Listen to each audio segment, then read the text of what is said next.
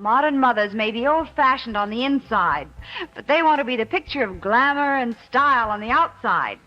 So I'd like to suggest something special for her on Mother's Day. 1950s beauty products were some of the best and most popular products of their time, but where did they all go? Hello lovelies, my name is Laura, and in this video I'm going to be exploring the world of 1950s beauty. What was popular back then? What has since been lost to time? And most importantly, where can you find these vintage products today? So join me on this journey down memory lane as we take a look at some of the best and sometimes forgotten beauty products from the 1950s. The 1950s were a defining moment in American history. Not only did the 1950s see incredible advances in technology, but it was also undeniably a time when pop culture began to take hold. The 1950s saw the rise of iconic fashion trends, musical legends like Elvis Presley, and even groundbreaking new television shows that captured larger-than-life stories. 1950s pop culture made an impact on its audience that continues to this day, and is sure to remain a relevant source of inspiration for generations to come.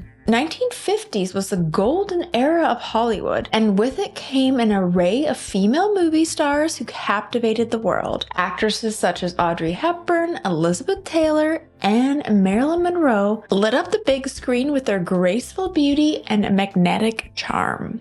Through their performances, they solidified their place in history as icons, influencing fashion sense and spawning a new era of classic Hollywood glamour. Long after they've gone, new generations have been mesmerized by these 1950s female icons and continue to be moved by the stories told by them. After the difficulties of World War II and rationing, America experienced a period of high prosperity in the 1950s. Women used every trick in the book to enhance their appearance, and new cosmetics and hair care items were created to make it simple for them to do their makeup and hair at home. Women in the 1950s nonetheless pioneered the path for beauty aficionados worldwide and have inspired many to rock the vintage looks from that era decades later, despite the fact that they were vastly different from the resources available to us today. So let's go back in time and examine some of the most important beauty standards from the 1950s. In America, the 1950s were regarded as the heyday. With the post-World War II economic expansion, the nation saw a significant surge in manufacturing and residential construction. The 1950s were also regarded as being quite materialistic in nature because of the flourishing economy, the ease with which individuals could obtain employment, and the skyrocketing level of spending. People began purchasing and using televisions, as well as regularly purchasing and enjoying music. Due to the large number of soldiers who returned home and wanted to establish families, the 1950s also saw a baby boom. People relaxed because they could easily find work thanks to the flourishing economy and no longer had to worry about providing for their family. It is not unexpected that some of the most glitzy beauty trends in the history of the globe date back to the 1950s, which also saw a significant development in the cosmetic industry. Now let's look at some beauty routines of the 1950s. In the 1950s, beauty parlors were extremely popular. Women spent an average of 2 to 3 hours per week in beauty salons because they were so interested in procedures that would keep them looking young. Although vigorous exercise wasn't very widespread, many people used weight loss procedures, manicures, facials, and hairstyle to obtain their attractive appearances. Several ladies reportedly sought out paraffin wraps, seaweed baths, suction cup massages, and even steaming facials, according to a vintage beauty parlor documentary called A Visit to a 1950s Beauty Salon. Ladies used to lie down for hours as the beautician covered their bodies and faces with lotions and potions, which were afterwards scrubbed off to reveal a fresh layer of glowing skin. I feel like it'd be fun to go back to the 1950s just for a few days just to experience a salon. I just feel like everything would be pink and super vintage. A beautician learns about skincare and facial structure during their apprenticeship, and this career is not only incredibly vital but also quite rewarding. And now let's look at some of the makeup trends from the 1950s. In the 1950s, wearing makeup was associated with more than just finding a husband. The necessity to keep up with the moving and expanding society increased as a result of the American baby boom and the substantial increase in the number of women entering the labor force. Several of the companies that were established in the 1950s are still tremendously well known today. The 1950s were the decade of the cosmetic business. Popular high-end makeup companies like Elizabeth Arden and Helena Rubinstein were selling expensive products. Both companies are still in business today, and they have even branched out into skincare, fragrances, gifts, and wellness products. Boots revived its No. 7 line of cosmetics and skincare in 1952 after it nearly vanished during the war. Even though they were established far before the 1950s, Max Factor and Avon were still top beauty brands. In instance, Max Factor created products that regular women wanted to use, while Avon offered women the chance to work for themselves in the cosmetics industry. In the 1950s, significant brands like Biotherm, which was created in 1952, Clarins 1954, and Shiseido International 1957. Grace Kelly, Audrey Hepburn, Marilyn Monroe, Doris Day, and Elizabeth Taylor were the leading ladies of the 1950s beauty standards. Therefore, it's not surprising that regular women try to resemble these famous actresses. Thick cream foundations and flesh-colored powders were in style throughout the fashionable 1950s. It was the mask effect age, especially for famous people and affluent ladies. In addition to the thick base, other common beauty trends included crimson lipstick and attractive eyes that were highlighted particularly to produce a glamorous appearance. Eyeshadow was simple and typically included of one pastel color, such as pale pink, green, light brown, blue, or yellow. Eyeliner and mascara defined their eyes. To define the eyes, the brows were arched and penciled in. The chic brow of the 1950s featured a powerful arch, a good thickness that ranged from medium to very thick, and was tapered out at the ends. Compared to the 1940s, blush in pastel and rose hues was worn sparingly and with less emphasis. Blushes were not the major focal point of the entire appearance during the golden era, but rather a subtle addition to the face that added a delicate warmth. Now let's look at manicures from the 1950s. During the middle of the 1950s, drugstores sold nail polish, and companies like Max Factor and Maybelline urged women to do the same to emulate their favorite Hollywood stars. To keep their nails looking pretty and feminine during the period, women frequently gave them an almond or oval shaped nail. Bold reds were quite popular because they preferred to match the color of their lipstick with the color of their nail polish. Popular hairstyles of the 1950s.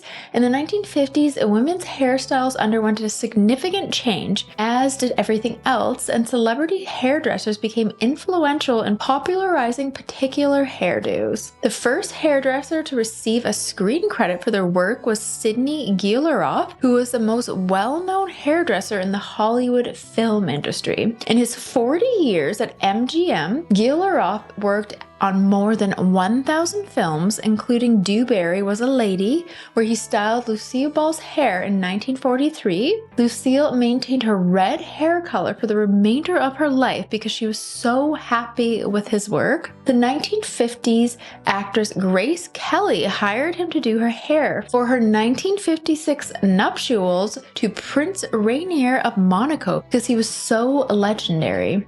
The soft bob worn by Marilyn Monroe, the Italian cut worn by Elizabeth Taylor, the gamin look, which was Audrey Hepburn's signature appearance, and the sleek page boy or under bob loved by so many women, including Grace Kelly, are just a few of the hairstyles that were made popular by renowned hairstylists like Guilleroff, Lewis, and Dawn McPherson. In the 1950s, new coloring methods and supply supplies allowed women to customize their color of their hair. For instance, in the 1950s, one-step products that made it simple to bleach, shampoo, and color the hair at home entered the market. These products allowed ladies to paint their hair with the bleached gold or silver streaks, which launched the fad of adding blackened or color streaks to the hair, usually the fringe area. And now let's look at some of the popular 1950s makeup brands. With the explosion of colors in the 1950s motion pictures, women were better able to see the makeup the stars were wearing. Technicolor beautifully displayed an array of cherry, fire engine red lips, warm bright blush, as well as the flawlessness of the skin. Women continued to draw beauty inspiration from the big screen and the movie starlets of the era. Ladies adopted this colorful appearance and adopted it as a current fashion trend throughout this time. Cosmetic brands played a significant role in the process since they provided the typical housewife of the era with more availability and variety than ever before. With the addition of titanium to the goods added to mute the colors, we see more of a peach pinkish tone towards the end of the decade. These cosmetic firms changed the face of the decade with brilliant reds and cherry at the start of the decade. Cosmetics and cosmetic science are more popular than ever because businesses are constantly exploring new ways to enhance existing products or transform time-honored designs to fit the latest trends. This is a look at the well-known cosmetic brands from the 1950s and how they contributed significantly to the history of beauty. Some of the brands that are currently on the market have been doing their thing for decades. And the first brand is Max Factor. In my opinion, Max Factor is the most significant cosmetics brand ever. Max Factor started experimenting with different substances in an effort to create a makeup that was appropriate for the new cinema medium. With the invention of the first cosmetic in 1914, Max Factor established himself as the leading figure in the field and a pioneer of his era. The firm had to create a new line of goods when Technicolor film was developed in the 1950s, since its previous panochramatic makeup left a tiny sheen on the skin that reflected surrounding colors. Many actresses and actresses did not like how they looked on film due to the poor coloring of the makeup. The pan stick was created by Max Factor and quickly rose to popularity both on and off the screen. Max Factor Jr. spent 26 months developing pan stick for the business, which was unveiled to the public in 1948 and became a significant commercial success. Next, we have Estee Lauder. In 1946, Estee Lauder launched in New York as a skincare company with a small number of products. With their company's growth and the introduction of the free sample and gift with purchase in the 1950s, Joseph Lauder and his wife Estee distributed small lipsticks, rouges, eyeshadows, and face creams. These days, this is crucial to purchasing experiences and businesses' marketing plans, but they basically invented that before people weren't really doing that. And next we have Revlon. With just one product, nail polish, Revlon was created in 1932 by two brothers and a chemist. From there, the business expanded into stores and quickly became a well-known household name. In the 1950s, Revlon made the decision to begin releasing new lipstick hues every 6 months rather than once a year in order to encourage women to purchase lipstick more frequently. The most well-known lipstick advertising campaign of the era, Fire and Ice, was also started by Revlon. It debuted in 1952 with a 2-page full-color spread that featured model Dorian Lay in the first page. Famously, the company asked its clients questions to make sure the lipstick they were selecting suited both their personalities and their faces. And next we have number 7 Cosmetics, which was established in 1935 but didn't get off the ground until 1952 after the war halted production. The company, which was heavily influenced by Hollywood, was the first to give its products a glossy white appearance by including a synthetic pearl pigment. And next we have Elizabeth Arden. On Manhattan's Fifth Avenue, Elizabeth Arden, then Florence Nightingale Graham, opened her salon in 1910. The bright red entrance to her salon served as its trademark, and both the shop and her treatments quickly gained widespread acclaim. The company evolved into a whole line of cosmetics, perfume, and other items. This brand was well known in the 50s for its wide selection of lipsticks and complimentary nail paints. And next we have Rimmel. When Eugene Rimmel was just a teenager and started working as his father's apprentice at his newly established perfumery in London in 1824, Rimmel was born. At the age of 24, Eugene, who was an outstanding perfumer and had a passion for cosmetics, founded his own flagship store in Regent Street. His two sons took over the firm after his death in 1887, and it continued to expand. Rimmel was a major contributor to the eye makeup revolution, particularly with its widely popular mascaras. In fact, in several languages, the word Rimmel denotes mascara. After the Second World War, the brand had gone through multiple ownership changes. For the past 16 years, it has been part of a fragrance firm, Coty Inc. The line is now available in more than 40 countries and is the most popular cosmetics brand in the UK. By the 1950s, advertising played a significant part in the promotion of cosmetics, which was a large business by then. Gala, which developed a number of mid-tone colors in lipsticks and added titanium to give them a bright white appearance when applied, was another significant brand of the decade that tragically no longer exists. Goya was a significant brand as well, as it invented the lip liner first and provided a dual product for applying lipstick. Now that these cosmetics were more widely accessible, they were also more reasonably priced. Woolworths created a more budget-friendly lipstick brand. And let's talk about some of the most popular products now. And the first one is Elizabeth Arden's 8-Hour Cream. And this 8-Hour Cream revolutionized the cosmetics industry in the 1950s, captivating its consumers with the promise of healthy and glowing skin. Dubbed the Miracle Cream, Elizabeth Arden's iconic product became a must-have for all beauty enthusiasts. Marilyn Monroe knew this well, often wearing Elizabeth Arden cream to accentuate her porcelain complexion for Hollywood glamour. Beyond beautifying, it was said that Elizabeth Arden cream also possessed powers to protect and heal damaged skin from long hours on set, cold winter walks, or just everyday wear and tear. With Elizabeth Arden's 8-Hour Cream, Marilyn Monroe may have been one person, but she left an enduring effect in the wake of an embodiment of beauty and strength.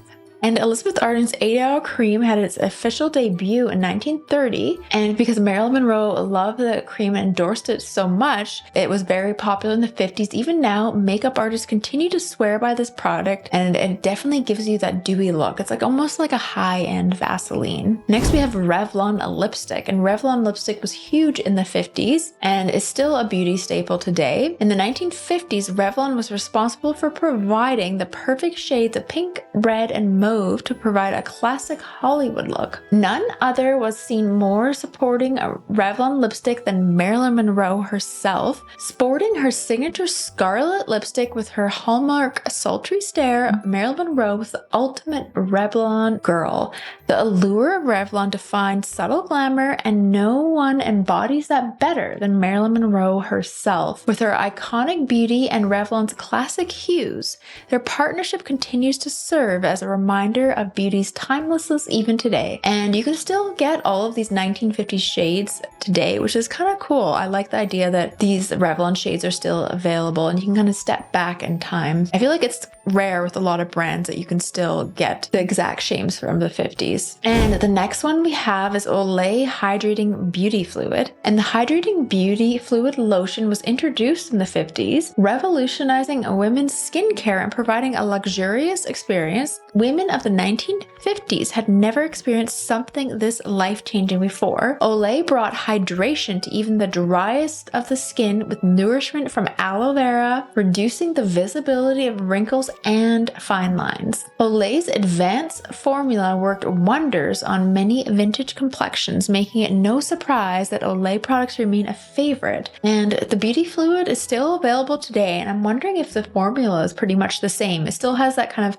light pink color, and it even smells like a 1950s lotion, like kind of has this kind of vintage floral scent to it. And next we have Pond's Cold Cream.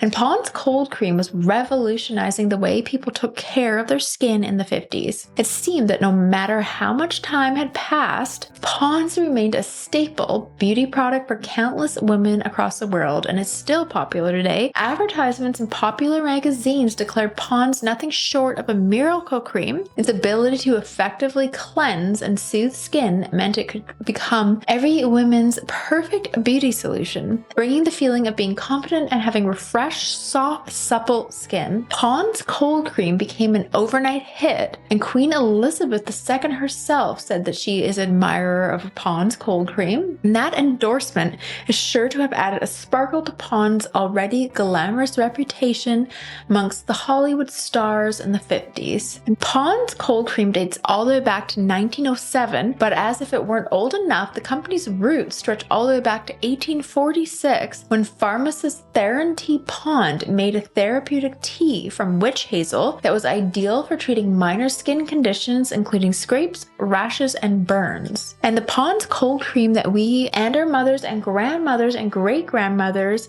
learned to know and love, and it was used for everything from moisturizing to removing makeup, was created with this Pond's extract. And why is it cold? Because it was the first moisturizer in history to not need to be refrigerated, and that's why it's called cold cream. And next we have a Nivea cream, which is another popular 1950s staple, and nobody wore it better than Marilyn Monroe. Her famous beautiful skin partially could be attributed to Nivea, which she regularly used in her skincare routine. She would apply Nivea cream after moisturizing with thick oils and then seal it in with a thin layer of Nivea, which helped her to achieve that iconic radiant glow. Nivea's smoothness and natural ingredients combined perfectly with Monroe's genetic skin tone and left her looking irresistibly attractive throughout the 50s. And next we have Pear's soap, which was a staple in bathrooms during the 50s, justifying its reputation as a must-have soap of the era. The trademark transparent complexion and classic aroma could not be mistaken when Pear's took its place amongst other everyday items. His presence in homes across America, typically alongside an equally iconic product, Lux toilet soap, implied an aspirational lifestyle, signifying success and affluence. Contentment with Pear's refreshing cleanliness was so strong that it outlasted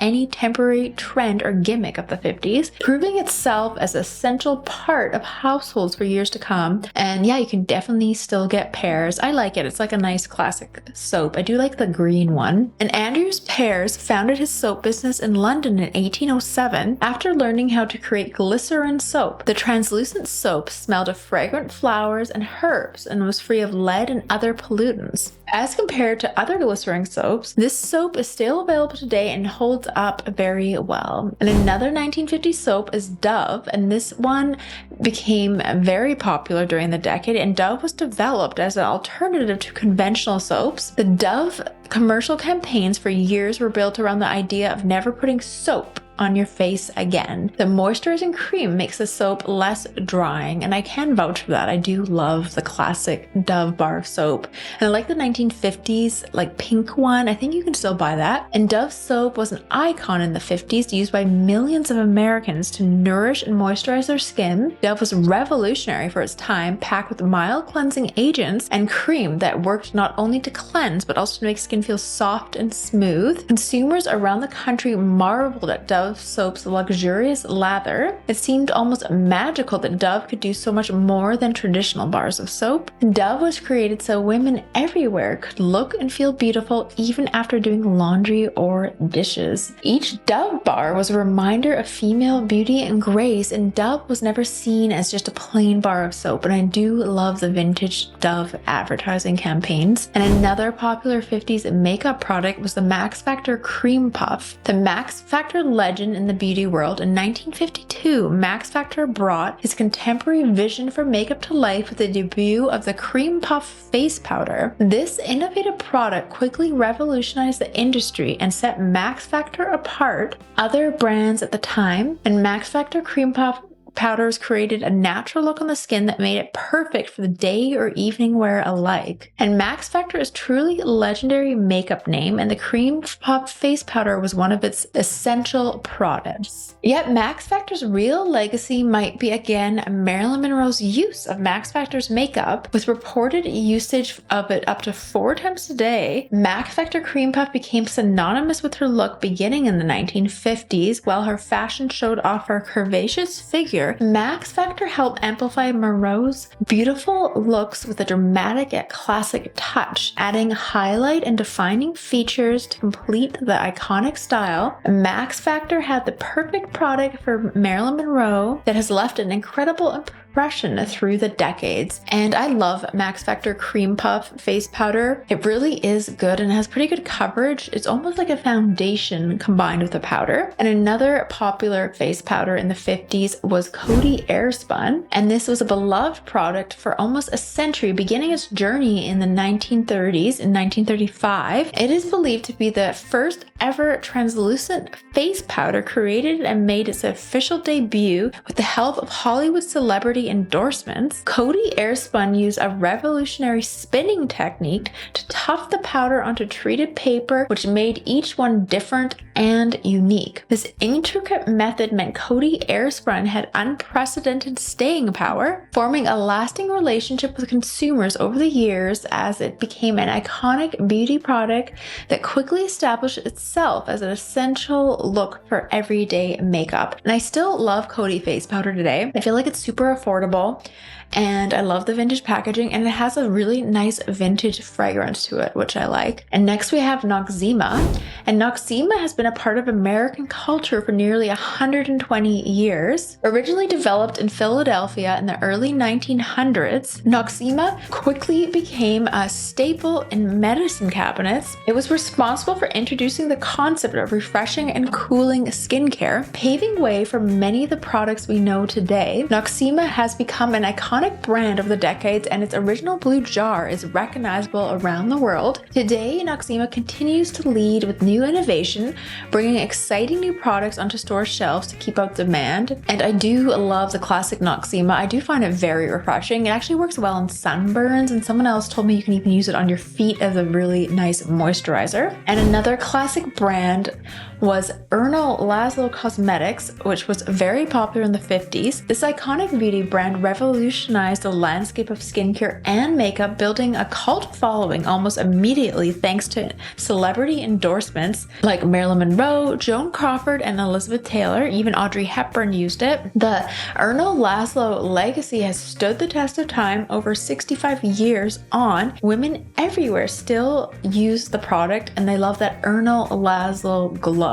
It is simple to understand why the 1950s were among the finest in America. There were fresh and intriguing fashions, a vast selection of beauty items, cutting-edge wellness procedures, a flourishing economy, room to expand, and so much love in the air. 1950s beauty products have had a profound effect on the beauty standards of generations today, from brightly colored lipsticks and liquid eyeliners to carefully crafted hairdos. 1950s beauty products reflected values of 1950s American culture that still linger in our minds today, and the beauty products from the 1950s were not only stunning in appearance, but were revolutionary for the time and necessary for women worldwide to affirm their identity. Today we look at 1950s products on our vanity. We are immediately taken back to the radiant time overflowing with glamour and sophistication. Long after these 1950s era products have been forgotten by many, they continue not just to remind us of the fashion trends of the past, but remind us daily of the spirit of an entire decade that continues to shape popular culture today. And let me know what your favorite 1950s products are in the comments below. And don't forget to check out some of my other 1950s videos. All right, see you guys again soon. Bye.